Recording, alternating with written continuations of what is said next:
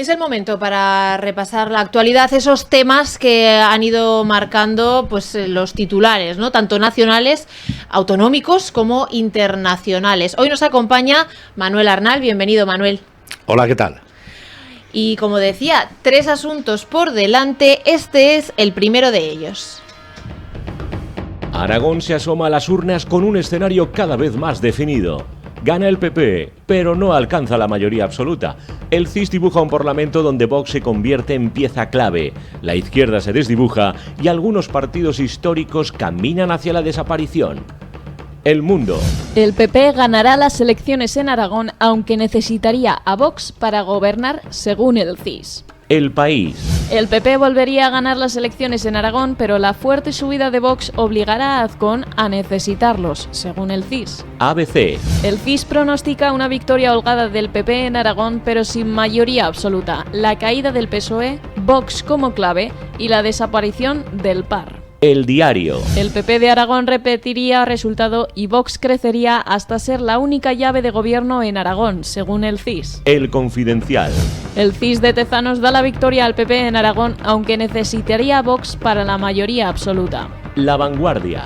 El PP ganaría en Aragón, pero necesitaría a un Vox muy reforzado, según el CIS. El Plural. Encuesta del CIS en Aragón. Se repetiría el escenario de Extremadura y Azcón dependería ampliamente de Vox. El Independiente. El CIS no da ninguna opción a la izquierda en Aragón frente a PP y Vox. El Periódico. Podemos se asoma a la desaparición por primera vez en Aragón, mientras Izquierda Unida se refuerza en su alianza con Sumar, según el CIS. ¿Tiene Azcón margen real para gobernar sin Vox? ¿Está la izquierda fuera de juego en Aragón? ¿Es este CIS una foto real o una profecía interesada? ¿Qué opinan nuestros analistas? Pues estamos ya oficialmente además en campaña electoral. Manuel, vamos a ir comentando estos datos. Las encuestas siempre son un elemento constante en las elecciones, pero que puede llevar a ciertos engaños, ¿no? Primero, las encuestas son encuestas y marcan tendencia. Ya valorar esa tendencia tiene su aquel, ¿no? Por ejemplo, se están haciendo comparaciones con Extremadura que yo creo que no proceden. La tipología del votante medio aragonés, pues eso nos llaman el Ohio, español, es una tipología diferente. También hay más partidos en liza. Si uno cuenta, digamos, las candidaturas que hay a la derecha y las candidaturas que hay a la izquierda, estamos hablando de 5-4, ¿no? Es una cosa curiosa, ¿no? Y luego hay que tener en cuenta también una cosa que no se está haciendo hincapié, ¿no? Que es, en Aragón vota aproximadamente el 60 y tantos % de la población, que no está mal. Para unas autonómicas no está mal. Pero ese 60 y tantos % tiene aparte un 15% de indecisos. Dentro de la abstención hay indecisos también, ¿no? Un 15% es mucho indeciso. Y generalmente la experiencia nos dice que los indecisos suelen estar en el espectro, entre comillas, más al centro.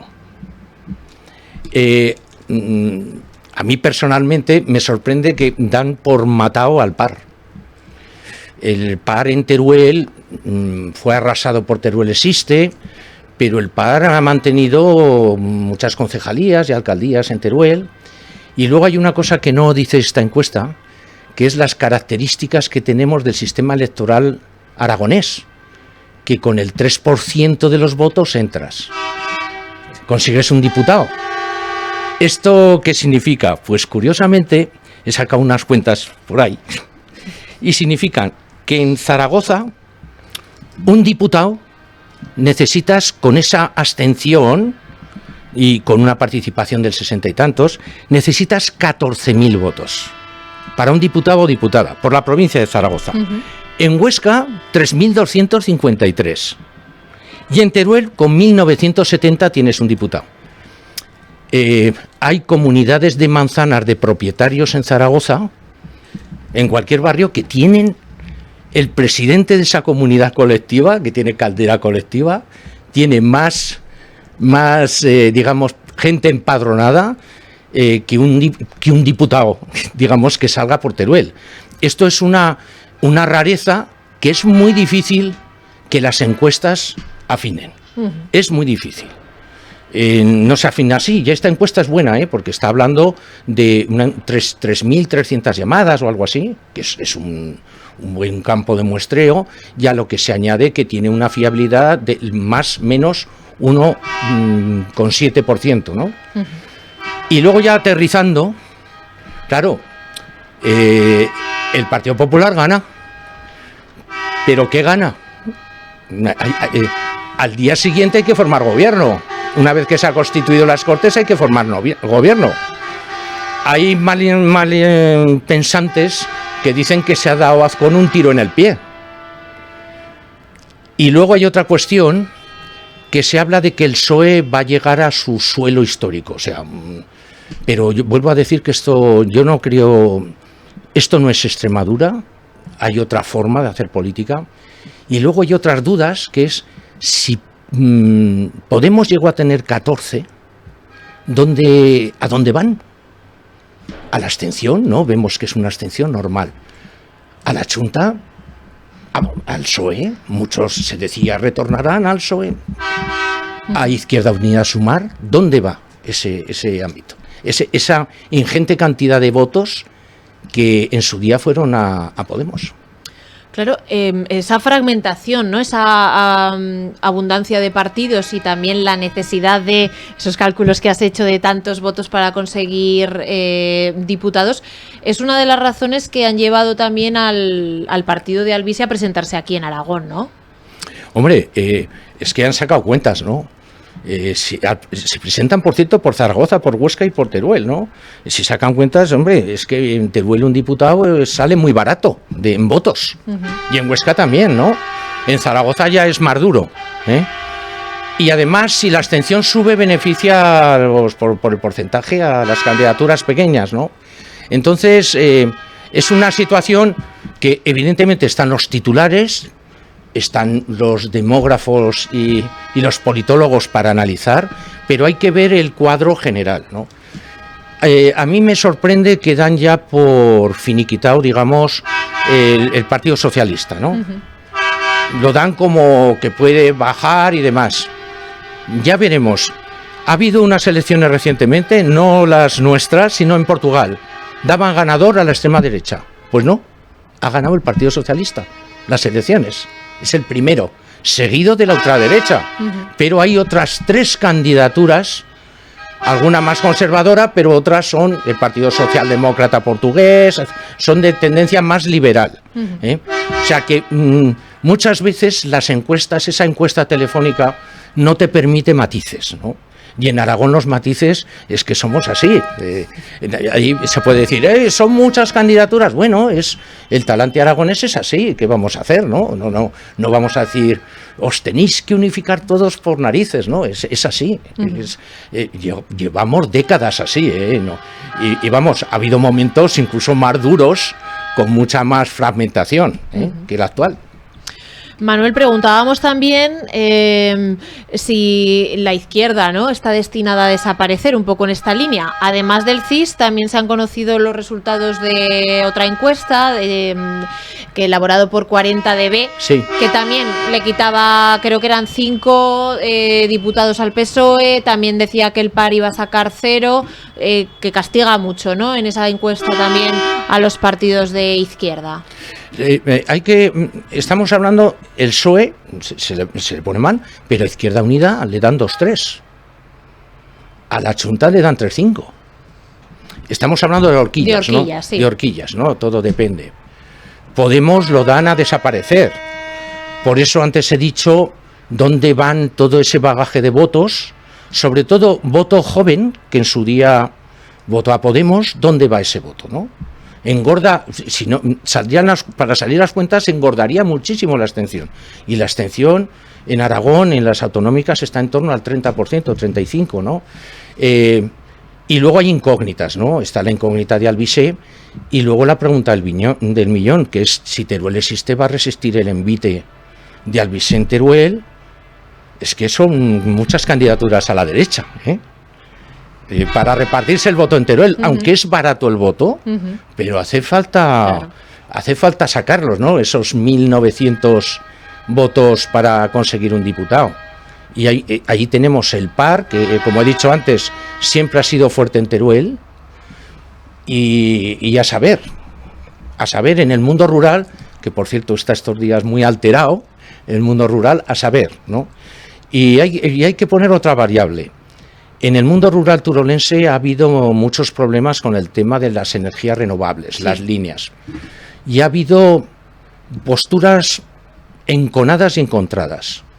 Los alcaldes estaban por la labor, los vecinos que residen estaban por la labor, pero sin embargo hay una opinión pública, en algunos casos con mucha razón, que claro, el paisaje, el sistema de vida tradicional, las grandes líneas de evacuación que luego van a Cataluña, ya se sabe que aquí todo lo que suena a Cataluña, pero están los que viven en esos pueblos de Teruel, de 200, 300 habitantes, que sus concejos han apoyado que se hagan grandes parques solares, eólicos, etcétera, etcétera. Eso también va a jugar en el voto rural, seguramente. Hablábamos de esos datos de abstención. Otro asunto a tener en cuenta es que al estar separadas las municipales de las autonómicas, a ser exclusivamente autonómicas, puede que esa abstención suba, ¿no? Se espera que suba. Seguramente subirá, porque hay una dinámica, la gente se vincula más a su ayuntamiento y, como se suele decir, pues de paso, puede que suba, pero también es verdad que estamos en un ambiente muy caldeado, para lo bueno y para lo malo. Y también es verdad que imaginémonos que cayera una gran nevada. Una hipótesis que a lo mejor los meteorólogos dicen no toca. Pero si se hubiera votado hoy en Castilla y León, con medio metro de nieve, carreteras cortadas y demás, hubiera sido un desastre, ¿no? Entonces, hay imponderables que no salen en las encuestas, y entonces hay que verlas, porque a ver si vamos a matar el oso antes de cazarlo, ¿no? Da la sensación, si fuera militante del Partido Popular, viendo las encuestas y analizándolas seriamente, no estaría tan feliz, ¿no? Porque va a ser muy difícil hacer un equipo de gobierno coherente. Hablo de equipo de gobierno coherente, ¿eh? Esto de cada uno va a lo suyo ya lo hemos visto, pero un equipo de gobierno coherente con los retos que hay de futuro. Muchas veces lo he dicho aquí, ¿no? Aragón tenemos una potencia. Somos una región pequeña, con 1.300.000 habitantes, pero un PIB industrial del 28%, un PIB en turismo del 8%, un PIB de industria agroalimentaria del 8%, y el resto sector servicios, pero de alta calidad. Sector servicios, banca, comercio, ¿cómo se llama? Distribución, la gran distribución. Eso indica que tenemos una economía potente, y no nos engañemos, la exportación de vehículos, estos días se ha hablado de Mercosur, los jamones, lo manufacturado, la industria manufacturera que tenemos en Aragón. Evidentemente el futuro, estamos hablando de, si Mercosur tira, de 700 millones de mercado interior, que es de personas, ¿no? Y Aragón está muy bien posicionada en esas condiciones. No lo digo yo, lo dice el CESA, la FUNCAS y demás, ¿no? Preguntábamos precisamente también por ese margen real para gobernar del PP, ¿no? Que de momento las encuestas le dan la victoria, pero claro, uno de los problemas que planteaban ya ellos mismos, si nos volvemos a encontrar en esa situación de que necesitan a Vox para gobernar, o cuando se habla de la pérdida de votos en la izquierda, la sensación como ciudadano de que quieres votar a un partido que realmente vaya a gobernar o que vaya a tener un papel importante, también por eso quizá sigue existiendo ese bipartidismo fuerte. Yo no sé si tengo la sensación de mi círculo vital, de la familia, los amigos, con lo que está pasando a nivel mundial, hay desasosiego. Bueno, ya en España no es desasosiego, es la batalla campal, ¿no? Pero el escenario es de desasosiego.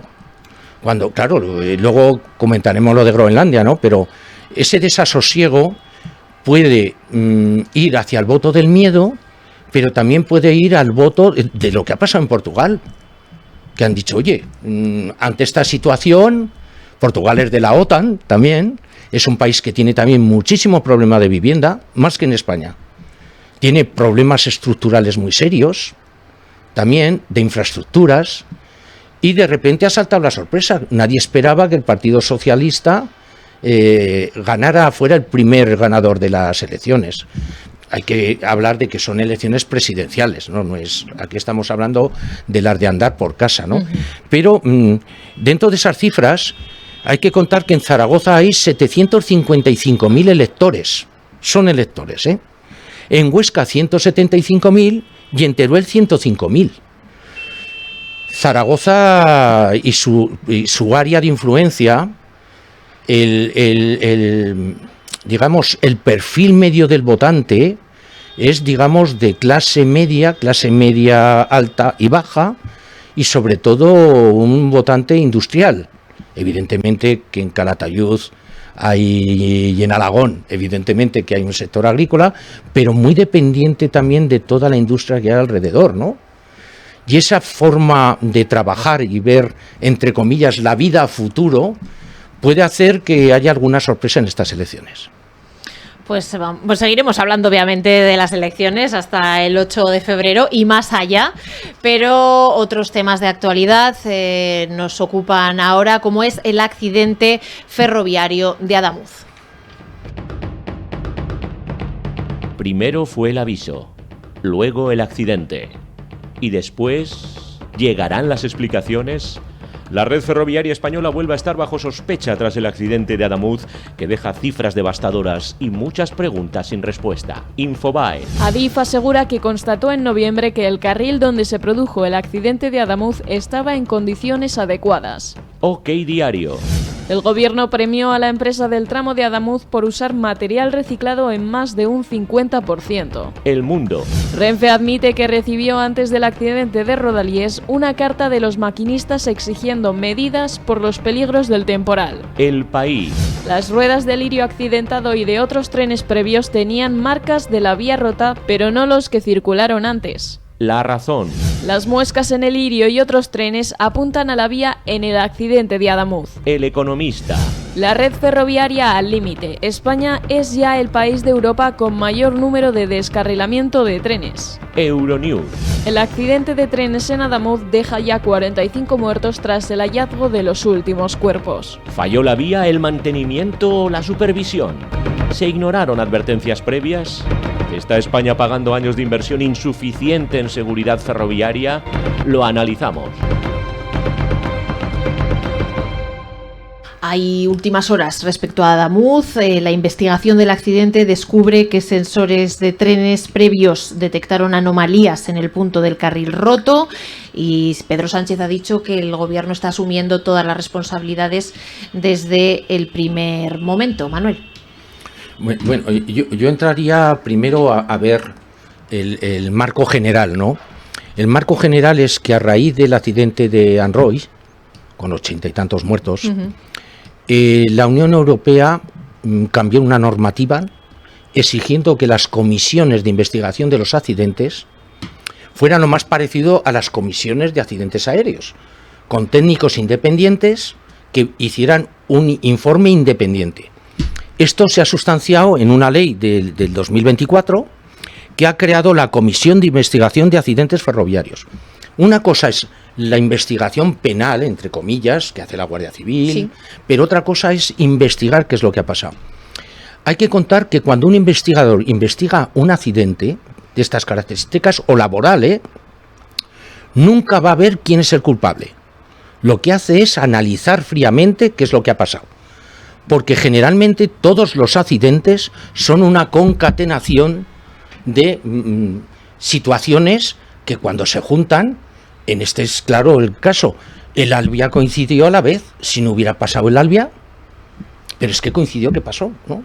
Es esa concatenación de hechos, digamos, funestos que hace que al final... yo que no soy un experto, pero claro, estás oyendo cada una... Aquí resulta que todo el mundo estudia ingeniería ferroviaria, o de caminos, sí, o ingeniería industrial, porque estás oyendo cada una que supera, ¿no?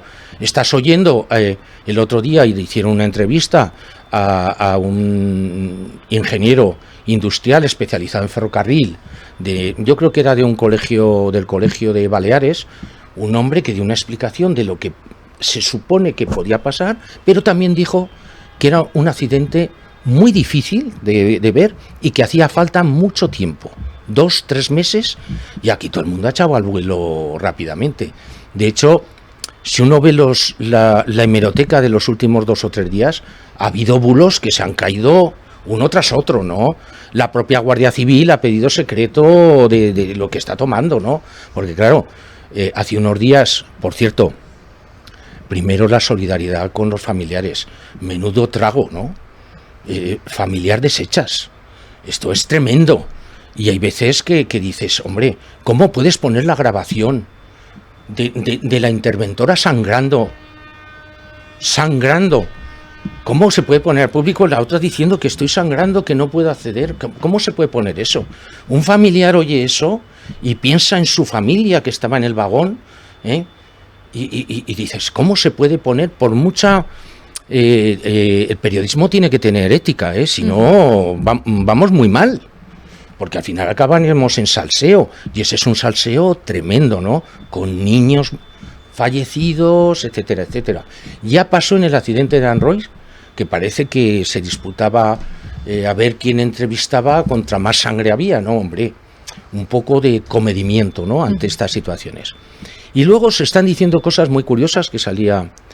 que España es el que mayor número de descarrilamientos tiene. Bueno, descarrilamientos no sé, pero el informe de la Unión Europea dice que por 1000 kilómetros de vía, España es la que menos accidentes tiene de Europa. Ojo, no sé quién maneja las cifras, y hay que tener en cuenta que no solo son los descarrilamientos, sino los atropellos en la vía, los pasos a nivel y los choques entre trenes. Y a la cabeza está Polonia, Rumanía, incluso Francia o Italia, Entonces vamos a ser un poco prudentes, porque ante digamos la confusión, los datos estadísticos reales, ¿no? Y luego, en cuanto al mantenimiento, vamos a ver, cuando vinieron los hombres de negro, aquí se tomaron unas decisiones que venían de Bruselas, de que no se invertía en lo público. Fueron años que no se invirtió, pero en estos momentos se está invirtiendo 600 millones de euros al año en la red ferroviaria. Por cierto, sorprende quién está a la cabeza de inversión. Que todo el mundo dirá, ¿Cataluña? Pues no. Pues no. La mayor inversión a comunidad autónoma va a Madrid, lógico, es el nudo, ¿no? Pero luego va a Castilla y León. Va también a Murcia, la interconexión Murcia-Almería. Va también a la Y vasca. Y evidentemente va a Cataluña. Se está hablando que esas inversiones, claro, tú tienes que ir invirtiendo y ejecutando. Se verán en 2 o 3 años, se verá el resultado. Pero claro, esto no es llegar y decir, meto 600 millones al año y ya está, solucionado. No, tiene que pasar un tiempo, ¿no? El accidente de Rodalies, yo he trabajado en la administración pública y concretamente en obra pública, y que se te vaya un muro después de precipitaciones. En Aragón hemos visto que muchas carreteras ya ha habido suerte, Yo recuerdo desprendimientos tremendos. Hubo hace unos años uno en la zona de la Fueva, Sobrarbe, que hubo suerte, pero eso podía haber matado a mucha gente, Solo había que ver la carretera. Muros que se caen porque en el trasdos entra el agua, se descalza, es muy difícil de prever. Y aquí volvemos a decir que qué fatalidad que justo en el momento que pasaba el tren se cae el muro. Una fatalidad que había que haber revisado. Se dice que se habían revisado las vías, pero claro, estamos hablando de que en Cataluña ya se ha visto lo que ha pasado cuando se ha dicho párese, pues empresas cerrando porque no llegaban los trabajadores que no se podían desplazar. Estamos hablando de una comunidad de 7 millones de habitantes, Cataluña, más de 7 millones, con todo lo que conlleva de movilidad, ¿no? Por eso muchas veces ya sabes que yo soy, digo, prudencia y datos, porque te pierde al principio de, oye, ¿qué ha pasado? ¿Qué esto? Prudencia y datos, porque esta forma de encendernos está conllevando que hay gente que tiene miedo. Los que vamos en AVE por circunstancias a Madrid, por motivos varios, pues hay gente que empieza a tener miedo. Claro, pero cuando ves las cifras de todos los que se desplazan y lo que ha pasado, esto es como el avión. Cuando hay un accidente aéreo, yo cuento la anécdota que a mí me tocó viajar de trabajo a Colombia después del accidente del Boeing francés o el Airbus que se cayó al mar, y los dos que íbamos de Zaragoza, y lo primero que dijimos, jolines, porque acababa de pasar, ¿no? Seguramente si nos hubieran dado opción, pero el trabajo es el trabajo, hubiéramos dicho, vamos a esperar a ver qué es lo que pasa, ¿no? Porque eso es lo que te pide el cuerpo, ¿no? Claro. Y entonces mucha prudencia, porque si metemos también el miedo en el cuerpo a ir en tren, aquí se nos ha olvidado que en los años 80 morían 6.000 personas al año en accidentes de coche. De ahí hemos pasado a 1.000 y pico. Mal. Sí. Pero lo de los 6.000 era tremebundo, ¿no? En los años 80. Comparar las cifras de accidentes ferroviarios y de aviación con esas cifras de vehículo, de muertos por... Es un chiste casi. O anecdótico, salvando que son vidas humanas, evidentemente.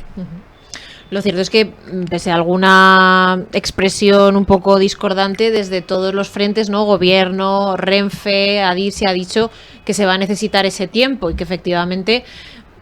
yo no sé lo que es un bulli o cómo se pronuncie lo del debajo del tren, y hay mucha gente ya que se ha hecho un doctorado en 2 días. Es tremendo porque el sistema de vías que tenemos, la gente está pensando en el tren chuchú todavía, en el tren de carbón y todas estas cosas, ¿no? Esto ya no funciona así, ¿no? El bogie, que es donde el cuerpo que sujeta las ruedas, claro, esto es complejísimo, y los sensores que lleva, ¿no? Y claro, yo siempre lo digo, un ingeniero de caminos especializado en infraestructura ferroviaria, aparte de sus 6 años y el proyecto de carrera, pues 2 o 3 años de formación. Claro, estamos hablando de 9 años o 10 años de formación. Vemos a determinadas personas que con un cortado en la mano llegan a las conclusiones que este ingeniero le ha costado 9 años, ¿no? Entonces, esto es muy complejo, y sobre todo, por el bien del resto, es lo que he dicho antes, primero que se investigue bien para evitar, porque de los accidentes se aprende para evitar otro accidente. Lo mismo que el de Anroy, se aprendió, que es lo que no se debía hacer. Por cierto, hoy han condenado en firme al maquinista. En firme, 2 años y pico de cárcel. En firme. Entonces, y han pasado años, creo que fue en el 2013, lo de Anroy. Lo cierto es que ahora todos deberíamos estar pensando, ¿no?, en esas familias, como decías al principio. Al final se ha confirmado 45 fallecidos, ya no hay ningún desaparecido, y poco a poco pues está devolviendo los cuerpos, los cadáveres, están celebrando esos funerales, y deja una huella. Claro, para muchos va a ser la noticia de la semana, pero estas familias siguen sin sus familiares el resto de sus vidas. Los que tenemos hijas, la pobre niña de 6 años, eso cuando lo oímos en el telediario nos encogió el alma. Y yo creo que eso si empezamos a pasar de esas cosas, y lo importante es darle, como coloquialmente, leña al mono, vamos muy mal como sociedad, ¿no? No ya de políticamente, sino como sociedad. Pues sí, la verdad que da que pensar, no solo para aprender en sí del accidente, sino de nuestro día a día. Cambiamos de asunto, salimos de España y viajamos hasta Groenlandia. Groenlandia pasa en cuestión de días de la amenaza abierta al lenguaje ambiguo del preacuerdo. Donald Trump rebaja el tono, Europa se apunta al tanto, pero el fondo del asunto sigue intacto: bases, minerales y poder estratégico. El Mundo. Trump habría aceptado un modelo Chipre para Groenlandia según la prensa alemana. El País. La Unión Europea exige una relación respetuosa a Estados Unidos tras la crisis en Groenlandia. ABC. Groenlandia difunde una guía de supervivencia: comida, agua, armas de caza y munición para aguantar 5 días. La Razón. Ni tierras raras ni seguridad. Un documento de la CIA revela el verdadero interés de Trump por Groenlandia. The New York Times. Un posible acuerdo sobre Groenlandia abarcaría bases militares soberanas para Estados Unidos y prohibiciones para Rusia y China. dw.com. Merz agradece el cambio de postura de Trump sobre Groenlandia. CNN. El marco de Trump para Groenlandia suena mucho a un acuerdo que ya existe desde 1951. El Mundo. Trump anuncia por sorpresa un acercamiento sobre Groenlandia con la OTAN que incluye derechos mineros y suspende su amenaza de aranceles. Euronews. Los aliados de la OTAN desconocen los detalles del acuerdo sobre Groenlandia según el ministro Álvarez. Real Instituto Elcano. Trump en Groenlandia no es por seguridad, es por codicia. F. El confuso preacuerdo de Trump y el rol de la OTAN para evitar escaladas sobre Groenlandia. Demócrata. Sánchez, la Unión Europea blindará la soberanía de Groenlandia. F. Pedro Sánchez cree que la Unión Europea obligó a Trump a dar un paso atrás con Groenlandia. ¿Es realmente un cambio de postura o solo un repliegue táctico de Trump? ¿Ha ganado la Unión Europea esta batalla diplomática o simplemente ha ganado tiempo? ¿Estamos ante un acuerdo de estabilidad o ante el inicio de una negociación permanente? Donald Trump siempre está presente en la actualidad desde que llegó al poder, que se cumple además ahora un año, pero parece que lleva mucho más, Manuel. Consultamos las mismas fuentes, porque esta mañana a las 7 estaba viendo Euronews, que por cierto ha colgado esa noticia a las 5 de la mañana o algo así, o sea, calentita.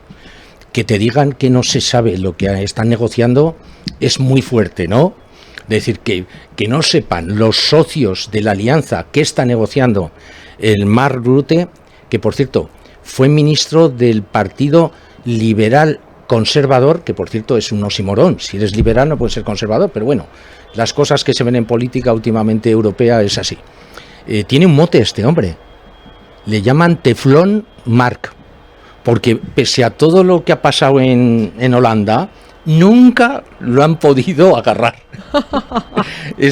No es un chiste, es así. Allí lo llaman Teflón Mark. Porque no se agarra. Bueno, no sí, se, porque no patina. Todo allí no se agarra. Pues el teflón, en cuanto se raya, es tóxico. Es tóxico. Por eso, esa es la segunda lectura, ¿no? Es tóxico. Que no se raye, que igual es tóxico. Y luego, estos días se ha hablado muchísimo del papel histórico de Washington y demás. Ahora voy a dar un dato curioso. En 1898 derrocaron a la reina hawaiana y Estados Unidos se apropió de Hawái y sus islas por intereses de rutas comerciales. En 1900 y pico lo hicieron Estado asociado. Y el propio Cámara de Representantes norteamericana dijo que era ilegal ese acuerdo. O sea, que esto viene... Todos vemos Hawái y claro, nos han inflado de películas desde Elvis Presley haciendo surf y estas cosas, que parece que aquello era... Pues no, aquello fue un robo en condiciones, ¿no? Y luego voy a hacer, si me permites, un chascarrillo. En el año 22, la serie de gracietas de dibujos animados South Park, que son tremendos, irreverentes, hicieron unos episodios de que Canadá y Estados Unidos entran en guerra. Para sí, entre nosotros de cachondeo. Sí. Pero de cachondeo ahora entran en guerra, mandan misiles de un sitio a otro, mueren 8 millones entre canadienses y no sé qué. Bueno, evidentemente exagerado y los irreverentes haciendo el tonto, ¿no? Pero, jolines, que en el 22, como gracieta, plantearan eso, claro, oyendo al primer ministro canadiense, uno se pone nervioso. aquí nos olvidamos que en Europa hay más de 30 bases activas norteamericanas en territorio europeo y otras 19 instalaciones provisionales que se pueden ocupar en el momento que se diga. O sea, están activas, pero no en uso.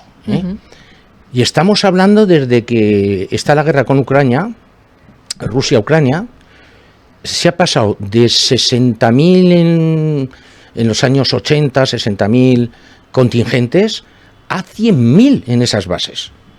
100.000 soldados norteamericanos, que se dice pronto. Es que da la sensación de que aquí nos están invadiendo los rusos, los chinos, y ahí, y por cierto, cuando uno ve las armas nucleares que hay en territorio europeo, bajo control americano, se dice que OTAN, no nos engañemos. Armas nucleares tiene Francia y tiene Inglaterra. Inglaterra no está en la Unión Europea, pero está en la Alianza. Pero tienen armas. Y luego estamos entrando en una cuestión muy peligrosa que sí que comparto cuando se dice que el derecho internacional se está yendo al garete. Al garete. Voy a poner una variable. Turquía y Grecia son socios de la OTAN. Han mantenido guerras históricas. En estos momentos tienen disputas por determinadas islas y disputas por Chipre, la parte turco-chipriota. Los turcos armados hasta los dientes. Es uno de los ejércitos más potentes de la zona. Pero los griegos tienen una marina de combate, porque claro, son islas, ¿no? ¿Qué pasa si desaparece la OTAN? Que más o menos los tiene apaciguados. ¿Qué pasa si entramos en una debacle de que ya no se sabe quién es el amigo o el enemigo? Los tratados comerciales no sirven para nada. Cuando estudiábamos economía, te enseñaban los tratados comerciales y tenemos este, Asia-Pacífico tiene la Unión Europea tiene esto, tiene los socios que no están dentro de la Unión, como Noruega, y los acuerdos comerciales bilaterales, y lo estabas viendo, todo eso se va a freír espárragos. El acuerdo que había entre México, Estados Unidos y Canadá, ese se ha ido a garete también, o sea, estamos en tiempos convulsos, desde ese planteamiento. Más vale que el Mr. Teflón diga a qué acuerdo han llegado, más vale, Yo lo veo demasiado súbdito de Donald Trump, como habla de él, es que está enamorado, se le iluminan los ojos. Y Estados Unidos, has mencionado Hawái, pero pues compró también California, Alaska, la Luisiana. Ha pensado que puede hacer lo mismo con Groenlandia y desde luego a Trump no creo que le preocupe mucho lo que pase con la OTAN. Ya está creando su propio panel de paz, es como un grupo personal. La verdad es que yo soy un poco pesimista en cuanto a ese futuro, Manuel, aunque hay herramientas para frenarle los pies en su propio país. Lo que pasa que hace poco echaron una película norteamericana que se titulaba Guerra Civil. No sé si la habéis visto. Premonitoria. Para los que nos están viendo, se declara una guerra civil entre determinados estados conservadores y muy reaccionarios, y va un ejército a tomar Washington. Y entonces unos periodistas muy valientes salen a cubrir el frente. Bueno, las escenas son apocalípticas. Además es una película muy bien hecha, el papel de los periodistas está muy bien. Y las ciudades devastadas, y dices, bueno, es una distopía. Hombre, una distopía, viendo lo que estamos viendo después del asalto al Capitolio, una distopía, lo que estamos viendo en las calles, la noticia de que van a la escuela y se llevan a un niño de 5 años. Hombre, es que esto es muy fuerte. Hombres armados cogiendo a una criatura. Y encima el padre que se lo han llevado, una madre con 4 hijos. Esto es tremendo, ¿no? Y sorprende los que durante años, a base de películas y demás, se ha tenido la imagen de Estados Unidos, cuna de los valientes. Hay una cosa muy preocupante. Donald Trump y el grupo MAGA siempre dicen América primero. Sí. Que algunas personas escuchen el himno nazi de Alemania en los años 30. creo que una frase que dice Alemania por encima de todos. ¿A qué suena eso? ¿A Estados Unidos primero? ¿A qué suena esos eslóganes? Esos eslóganes los carga el diablo. Además, la democracia norteamericana es peculiar porque, claro, hay unos estados que pues, pueden ser Nueva York, California, que tienen mucho peso económico, que son de orientación demócrata, pero claro, luego en el conteo de votos, esos territorios del centro, Arkansas, Texas, que son más republicanos, pesan más, ¿no? Por eso ha salido electo, pero de nuevo, hay herramientas para frenar ese ansia imperialista que tiene Donald Trump, que quiere dejar su nombre en la historia y va poniendo todo por ahí dorado a su paso y acumulando premios de otros. Hombre, dicen los sociólogos que una flor no hace primavera, pero hemos tenido una flor que es Nueva York, la capital económica y cultural de Estados Unidos. Hombre, es una flor potente, ¿no? Que indica que algo se está moviendo, ¿no? Pero a mí hace una veintena de años, un amigo que es profesor se fue de intercambio al oeste profundo, y lo invitaron una familia a pasar la Nochevieja en familia. Cuando llegan las 12 campanadas o las... ¿Sí? El padre empieza a repartir rifles y pistolas, salen al jardín y empezaron a disparar al aire en alegría de los vecinos. Claro, eso impensable. Si aquí nos molestamos por un petardo, eso de tener un vecindario disparando al aire, cuando nos lo contaba decíamos increíble, ¿no? Pero da un poco miedo ver, y de hecho, las matanzas que hay, cuando oyes que hay armas ametralladoras, armas de guerra en casa, armas de guerra, y que un adolescente de 18 años hace una auténtica barbaridad con herramientas de asalto, de fusiles de asalto, y demás, te quedas. Y yo creo que es preocupante. Está la flor que no hace primavera, pero va en el camino, pero por el otro lado tenemos, digamos, los que están sustentando a Trump con el voto popular, esos son tremendos. Estamos hablando de lo que se decía antes, los cuellirrojos, los genuinos del interior, protestantes de cuello rojo. Los rednecks, sí. Exacto. Pues seguiremos pendientes, esperamos que Teflon Rute recuerde para quién trabaja y que la Unión Europea también se plantee firme en esa defensa de Groenlandia. Manuel Arnal, un placer haber comentado toda esta actualidad. Igualmente. Gracias. Igualmente.